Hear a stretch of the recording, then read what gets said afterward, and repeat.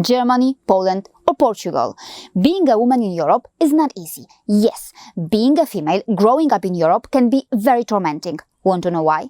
It is because right here in Europe, they want to know what our young girls, many of whom are underage, are doing in their bedroom. Yes, let me say this more clearly. They want to know what our European girls do to their private parts in their bed. They want to know the details. It is humiliating, abusive, and tormenting. But of course, we are expected to be proud of this culture and proud of our so-called European values. Not only that, Europeans are keen to export this culture to other countries. So, who are these people who have been openly abusing or tormenting our daughters? To learn the answer, continue watching.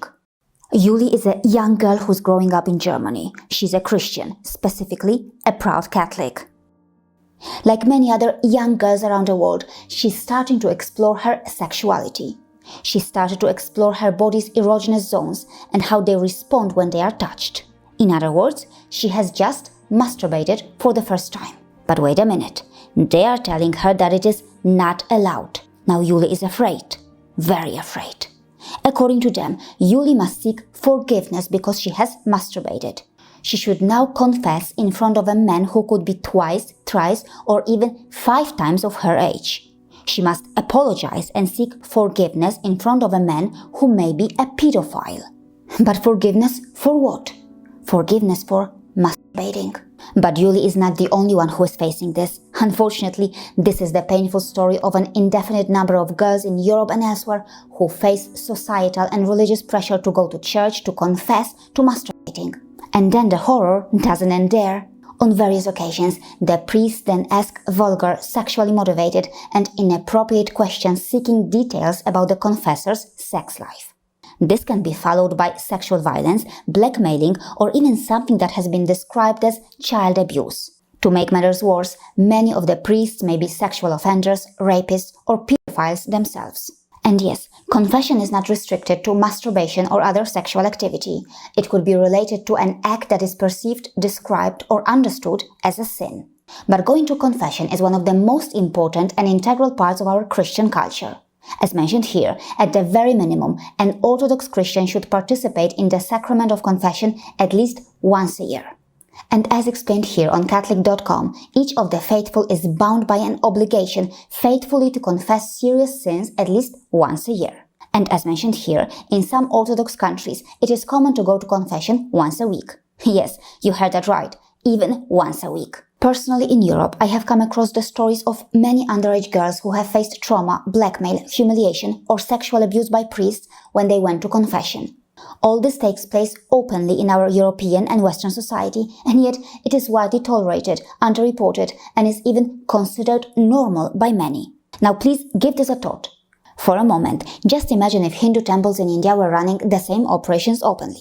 Just imagine if the underage girls or women of the so-called lower castes or other caste groups in India were pressurized to attend a regular mandatory session with a male Brahmin pujari in a Hindu temple and were expected to confess, seeking forgiveness for acts like these.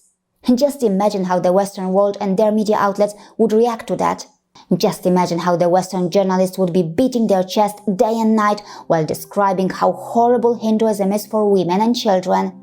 But right here, in our so-called advanced and modern European countries, it is happening every day to our daughters and sisters. Please tell me, why do we not have the same critical attitude towards these Christians who have been doing something so horrible for centuries? Why not examine their actions more critically? Are Christians in the West happy that their daughters go to male priests to seek forgiveness just because they have masturbated or have had sex before marriage? Why not listen to their fears? Why not understand how nervous, embarrassed and scared many of our daughters in Europe feel while going to confession? And as far as confession is concerned, even adults and the elderly can face horrible situations too. Take a look at this. And this. According to Mini Muringateri, Catholic and Orthodox Christians are mandated to undergo confession at least once a year before a priest to foster their faith. As mentioned here, in India, in 2018, the National Commission for Women had called for the abolition of the practice of confession, a move that was strongly opposed by the Church. And yes, even in India, children are victims of this too. And yes, blackmailing, rape, sexual abuse, all of this is happening in India too.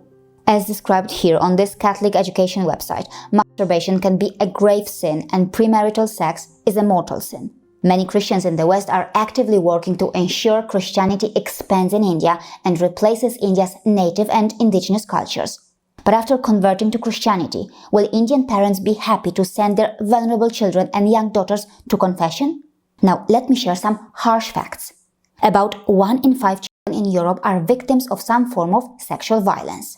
This includes sexual touching, rape, sexual harassment, grooming, exhibitionism, exploitation in prostitution and pornography, online sexual extortion and coercion.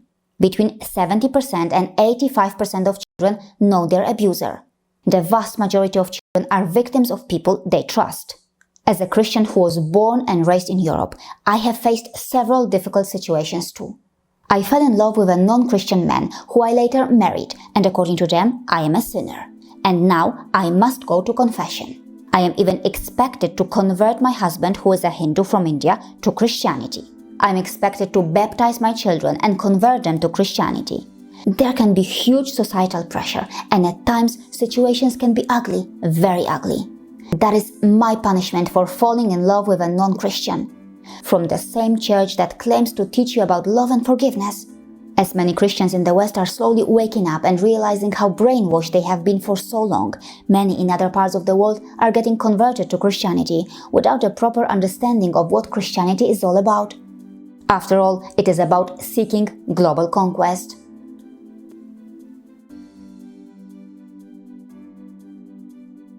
See you again.